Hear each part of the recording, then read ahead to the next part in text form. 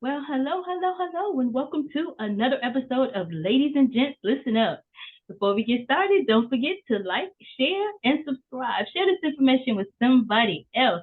Hello, Mr. Rufus Carpenter. How are you today, sir?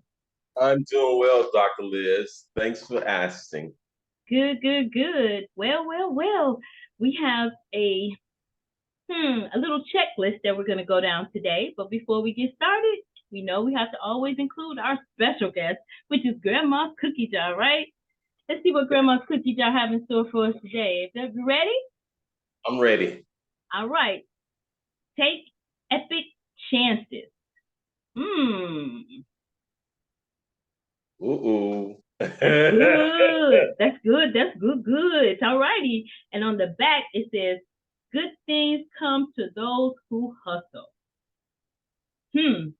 I guess there's a hustle when taking epic chances, right? Yes, good You have things to hustle. come to those That hustle. that hustle. Yes, that's good. Man, Grandma's Cookie Jar never fails to give us some good stuff, right? I'm gonna put an exclamation mark with that. Take effort chances. I'm gonna put an exclamation mark on that one. We gonna leave that one right there. And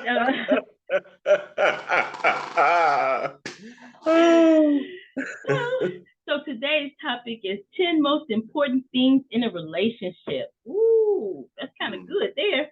I'm gonna throw that ball back in your court so you can kick us off with what is number one.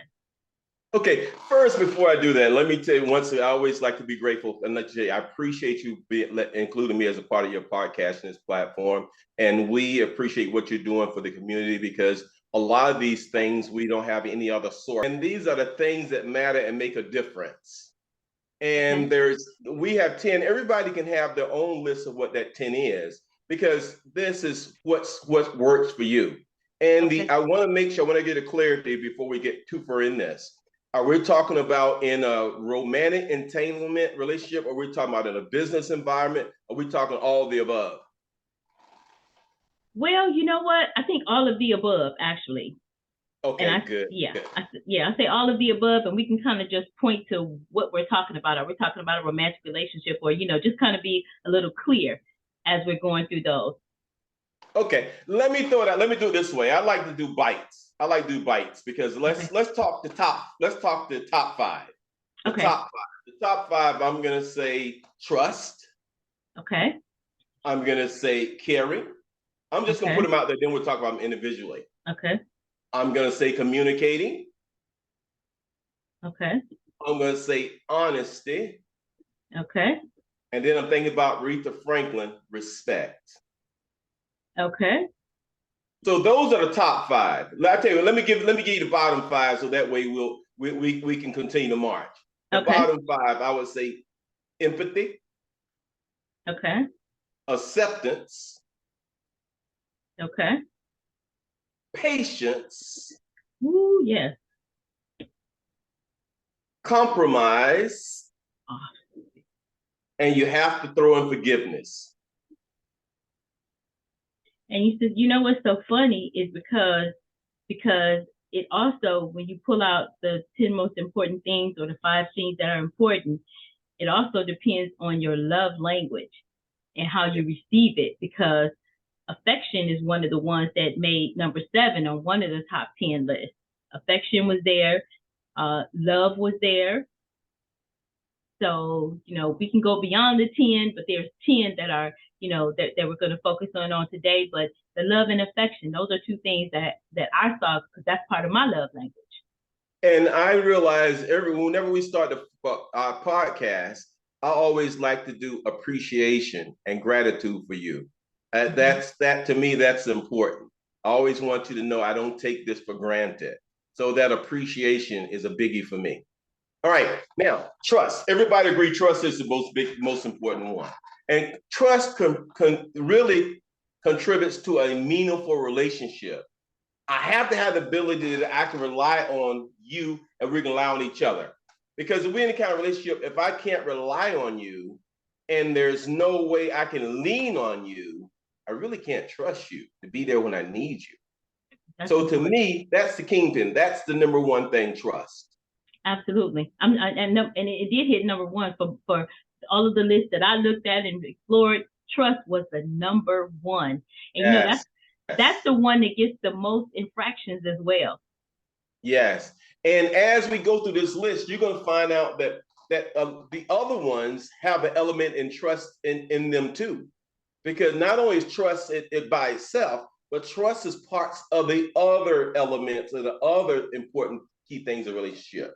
And we'll point out a few of them as we go along. All right. Okay. We got trust in, right? We good? Can we go to the next one? That's the bottom line. That's the foundation. All right. All right. The next one has to be caring. You have to recognize the needs of your partner. You got to recognize what you need, because that caring is what drives the relationship forward. Because you call it love in one of yours. Yeah. If I love you, I'm going to care for you. And if I care for you, it has to be some type of loving in that exchange, because it brings you that feeling. It kind of helps us grow this relationship. Because love grows. As caring shows, love grows.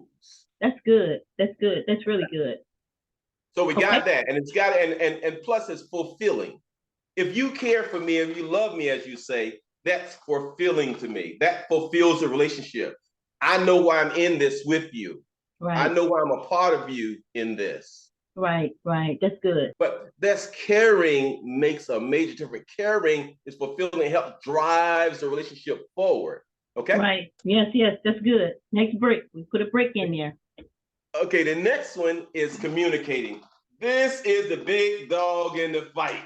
Yes. Every relationship I've ever been in, the first thing people say, we don't communicate. You're not communicating, or let's communicate more. Communication is good because it allows us to lay out expectations. Communication can solve issues before they get out of control.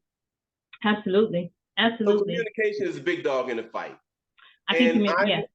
I learned early on in life, if I communicate with my significant other, it gets to be a much better relationship. Oh, for sure. I mean, for sure.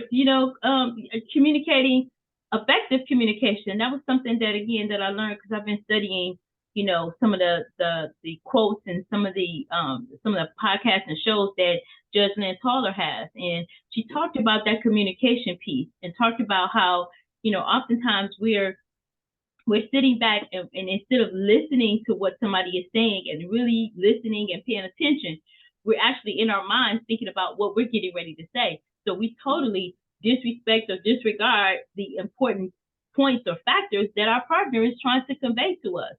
And so therefore you don't have good communication, So sitting down, and that's why, folks talking about interrogation. I think at the beginning of a relationship, there's an interrogation process. I may say interrogation may be a little harsh, but that's what I think it is, right? You want to gather information about how does that person communicate, right? Are they open? Are they talking to you about how they feel? Are they shut down? All of these things go into good communication. And you actually being able to work on yourself and say, okay, I need to convey, okay, they're not getting the message, so maybe I need to say it a different way. Maybe they receive it this way. But really being present and paying attention helps you to have great communication skills with one another. And then this is that trust again. If you trust in a person, you can trust in communication with the person. Because if you trust them, that'll allow you to communicate even further. Because nobody really want to feel completely naked. Right. That's a whole nother podcast. So you don't want to let everything out.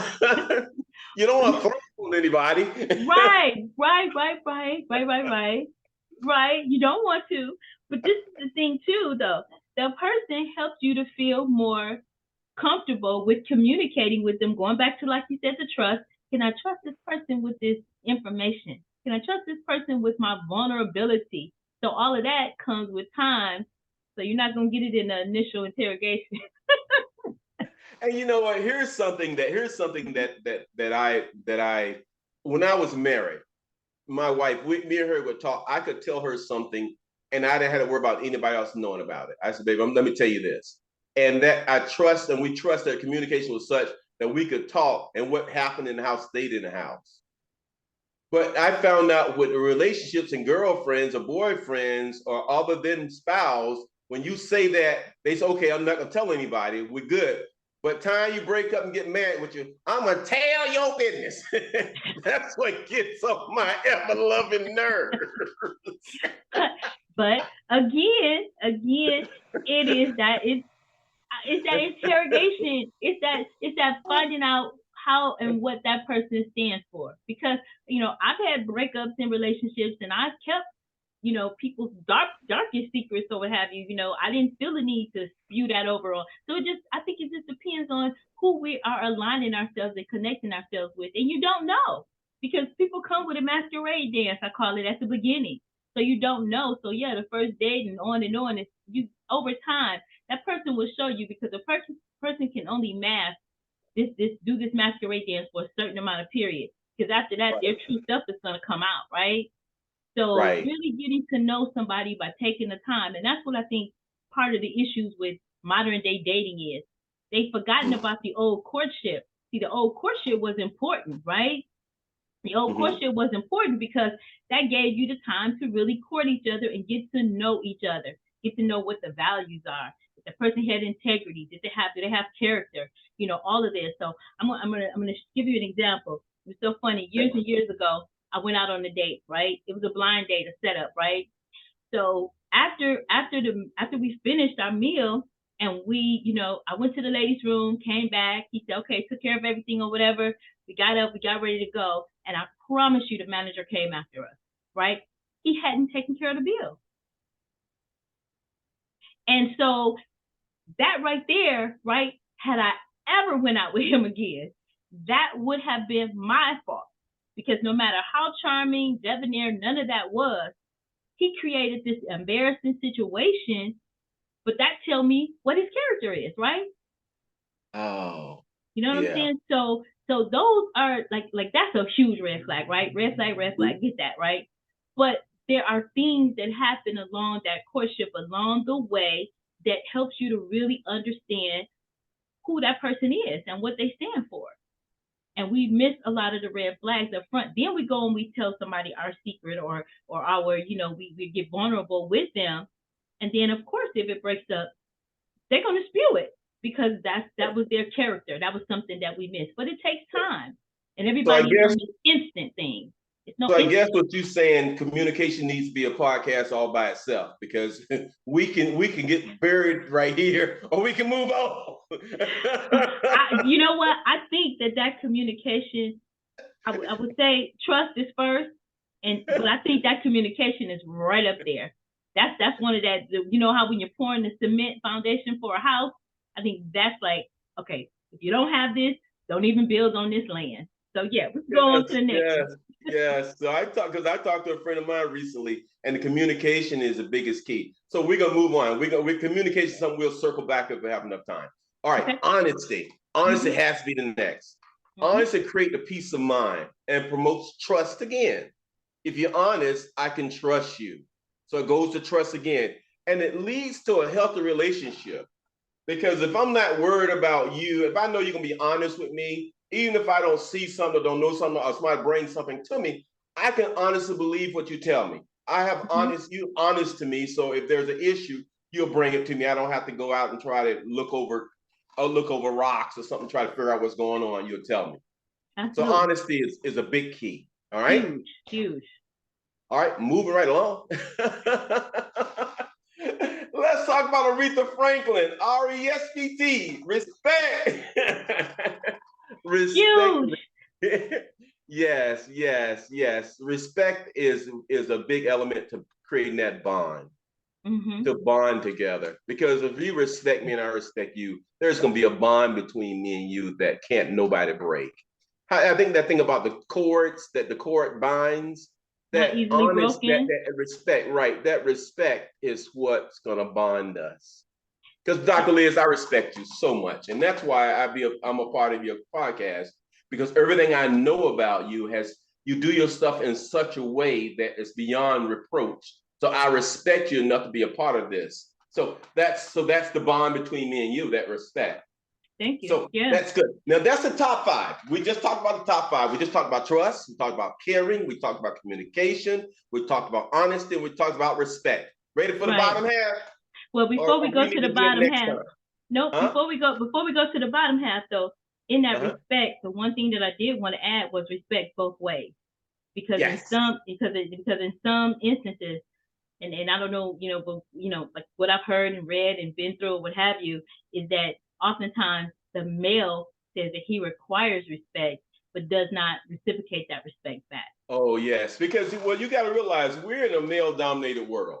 Even when you look at the Bible, when you look at the way we say stuff, it was for a long time, women were looked at as property versus being a partner. So we have to still come through a lot of that. So you're right, a male, as well as myself, we should be aware. We should always be aware. We should be equal partners in a relationship.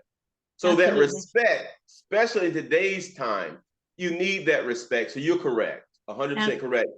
Some guys think about James Brown. It's a man's world.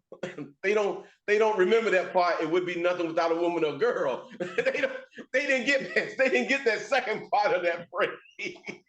There we go.